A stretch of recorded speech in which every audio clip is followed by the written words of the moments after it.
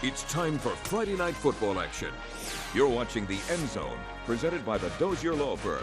Here's your host, Bill Shanks. And good evening, everyone, and welcome to the End Zone, brought to you by the Dozier Law Firm. I'm Bill Shanks from the Telegraph and Fox Sports 1670 AM in Macon. We've got playoff action from Sandersville, Perry, Warner Robins, and Macon tonight. Later on, we'll check the scoreboard and set up next week's games for you. But we start in the GISA with two semifinal games. First, Deerfield Windsor at Stratford. The Eagles have been playing very well. They entered tonight's game with a 7-game winning streak. Stratford actually lost to the Knights back in mid-September, 28-21. But Mark Faraba's kids have been playing at a very high level ever since. They scored 33 points per game this year, and the defense has really been equally impressive. Deerfield Windsor, the defending AAA state champions, and even though they've been a little bit ordinary this season, this is going to be a pretty good test for Stratford. Or was it? Here we go to Eagle Field for the highlights. And it was a great crowd on hand, great playoff action in Macon, and early on in the game it was all defense. Stratford's first possession, the handoff to John Mitchell to Austin Devaney, and the Knights stopped him cold. Then it was Stratford's turn on D. Deerfield Windsor hands off to the running back, and Thomas Williams and David Matlock make the tackle. Then the Eagles get it back, and they turn the ball over. A handoff to Connor Corbett, and he fumbles. The Knights recover. They're near midfield. And the game was scoreless at the end of the first quarter, but that did not last long. They flipped it around. Stratford on the Deerfield 38. John Mitchell back to pass, lobs one. Caught by Jonathan Hefner, who was knocked out of bounds at the 1-yard line. Then next play, John Mitchell fakes the handoff and keeps it himself. Yeah, he faked me out too. Touchdown Eagles. They are on the board. Missed the PAT 6-0. Watch this cute play here by Deerfield Windsor. Near midfield, looking hook and lateral there. Nice pickup, but they stalled. Haha, couldn't move it. Pay close attention because I wasn't really paying close attention. They faked me out again. Thomas Williams is the one that's got the ball, Billy. Come on, 65 yards. He's going for the touchdown. How about that run right there for the Eagles? They got the PAT this time. It made it 13-0. Stratford out on top. Here's our JT Hanna Promotions hit of the week. Handoff by Deerfield Windsor, and boom! You are going nowhere, kid. Great defense by the line of scrimmage for Stratford. Now Stratford got it back, 4th and 1. Connor Corbett is going to convert on the first down. The Eagles knocking on the door inside the 30-yard line. Watch this now. Mitchell is going to hand it off to Corbett, and he's not going to run it, folks. He's going to heave it. How about this?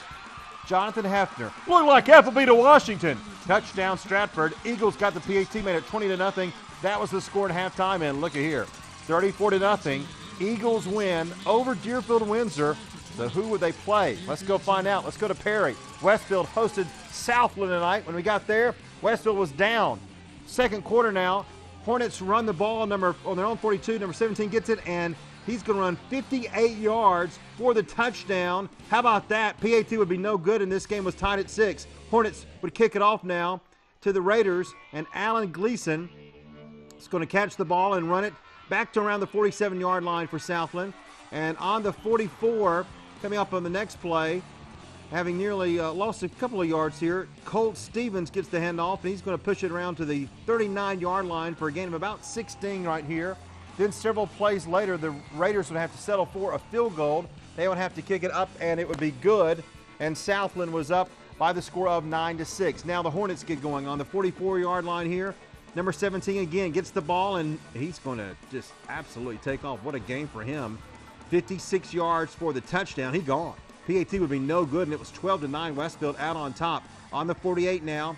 Again, good pass here by the Raiders. Ryan Weaver to Dustin Shadows for a gain of about 18 yards. A few plays later on the 22. Number 22, Shadows again gets the ball and takes off for an impressive touchdown. He's going to score, get in there in the end zone. Hornets can't stop him, and the PAT would make it 15-12 Southland. Now on the 35, Westfield again. They would get the pass, and watch this. They're going to score another touchdown for Westfield. That would make it 20-16, and the Hornets would win this ball game in a great game, 27-25. And Westfield is going for its first state championship next week on Saturday against Stratford for the AAA title. That would be a great game, great matchup at Mercer University Stadium. When we come back, Peach County at Washington County. We'll have that and more right after this. Welcome back to the End Zone. The hit of the week is brought to you by JT Hanna Promotions. You know, there are not too many better high school football programs in our viewing area than Peach County and Washington County. Since 1990, Peach County has a winning percentage of 818 and has won 3 state titles. Since 1990, Washington County winning percentage of 794, and they've won 3 state championships. And believe it or not, Peach County had never lost to Washington County when these two teams had played against each other. The Trojans were 11-0-2 coming into tonight's game in Sandersville. The Golden Hawks, they were the favorites tonight, however, as they have scored 51 points per game. They've allowed only 11 points per game all season. Trojans have an awfully young team, but they have played very well for head coach Chad Campbell this year. To the House of Pain we go. Peach County and Waco. And it was a great environment in Sandersville. Here we go for the highlights. First quarter, Washington County with the ball. Melvin Hill gets it, runs up the left side, gets about 13 yards. Then Gray passes to DJ Sanders at the 15-yard line. The pass is good, gets him down to around the 5, knocked down at the 15 rather. Green then looks to pass. He's going to run it left side all the way down to the 5-yard line. And then Melvin Hill gets the ball for Waco. Runs up to right side, out to the 1, almost scores. But Melvin Hill will get it this time. Gets for the touchdown.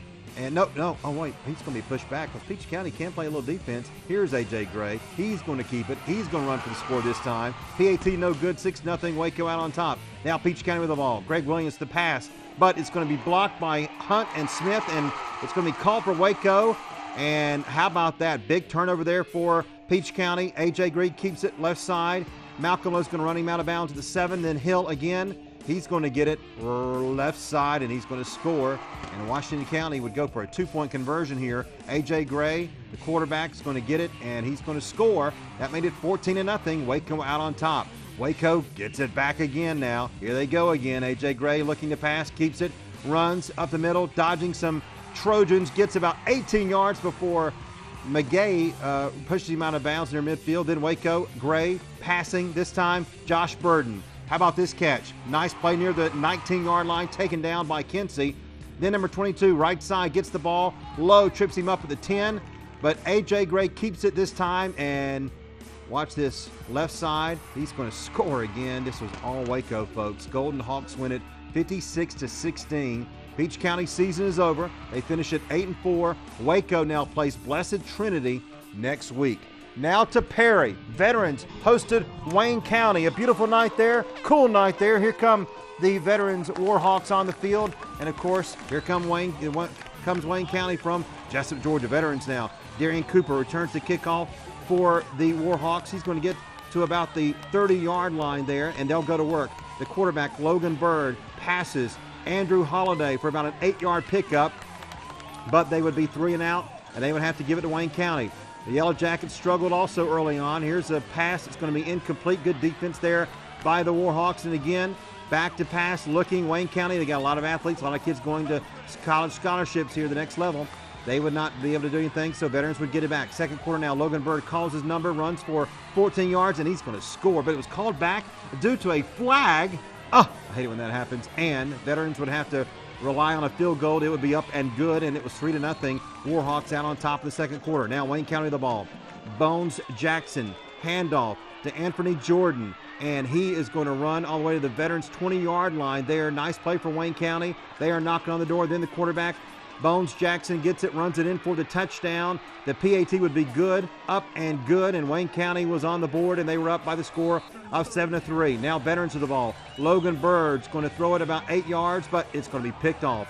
Quinn Stovall gets it for Wayne County. He's going to return it to about the Veterans 4-yard line, and once again, Wayne County would knock on the door, and they would run it in for a touchdown. They would be in there with the quarterback Jackson. He scores. PAT no good. 13-3 would be the score right there, and Veterans would lose this ball game with a lot of points in the second half there. 20-17 is the final. The Warhawks finished their season 8-4, but a great season for David Bruce. They've got a lot to be proud of. They've had a great program going down there in Houston County. All right, up next, our game of the week, Warner Robins and Richmond Hill, right after this. You're watching the End Zone on 41 NBC.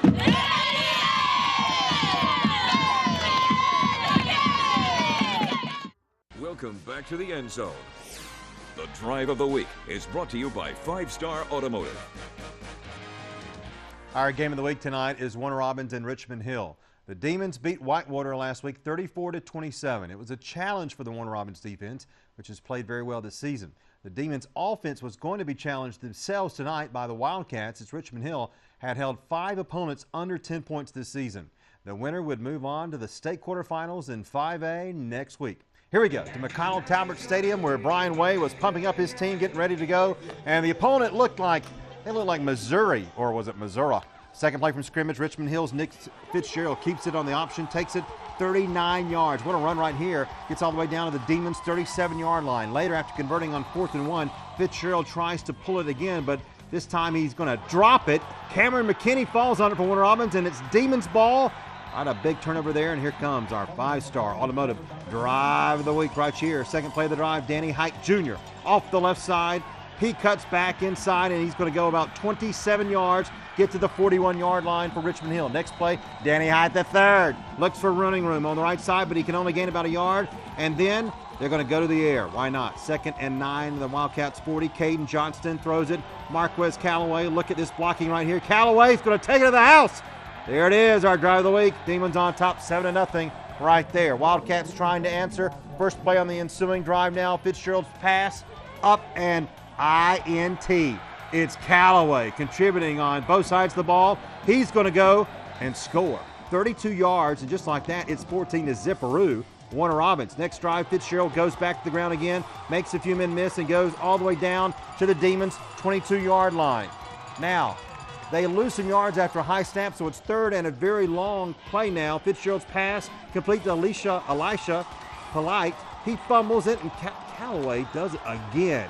He's going to have his name in the Telegraph tomorrow. Demons would have to punt it away, though. Here's Richmond Hill again. Second quarter, Fitzgerald pitches it to Michael Clark. He's going to go 35 yards. Uh-oh, they're in the game. Extra point was no good, up and no good, but it was 14-6. Demons had to bounce back.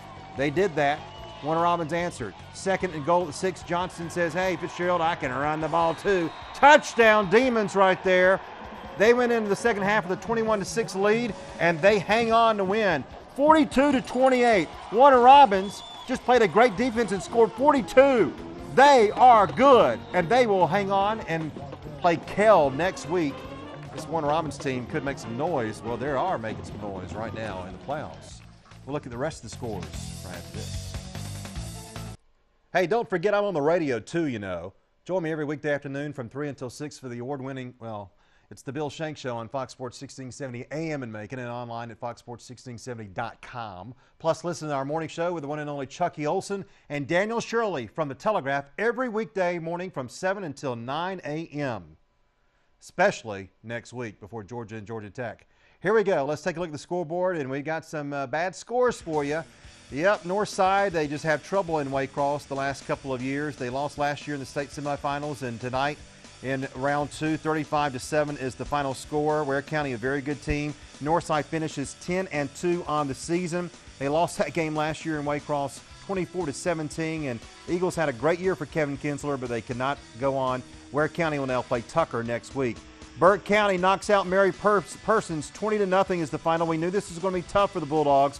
Burke County, a very good team in Waynesboro. They are scoring about 50 points a game, so the Bulldogs defense held them to 20.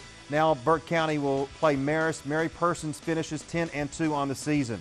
Lamar County, no surprise here, all over Thomasville, 38-20. The Trojans are quite a team in AA, and they have an easy time up tonight. They will play Jefferson next week. Also, Benedictine beats Fitzgerald by the score of 51-7. The Cadets will now play Calhoun. Fitzgerald finishes 6-5-1.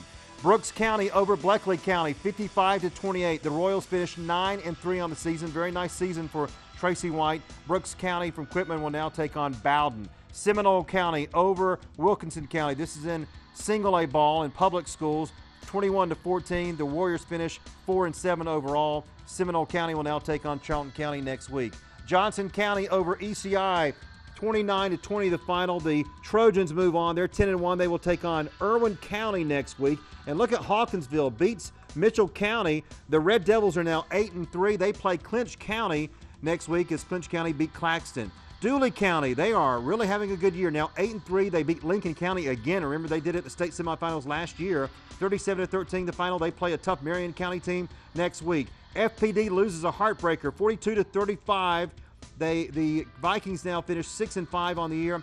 Calvary Day will play Prince Avenue. And in the GISA AA playoffs, Memorial Day over John Millage by the score 59-15. They will now play Valwood. Valwood beats Trinity Christian by the score 35-0. So Memorial Day and Valwood in the AA. All right, again, to wrap up now, Stratford beats Deerfield Windsor 34-0. They will now play Westfield next Saturday night at Mercer for the GISA AAA Championship. Westfield beats Southland 27-25.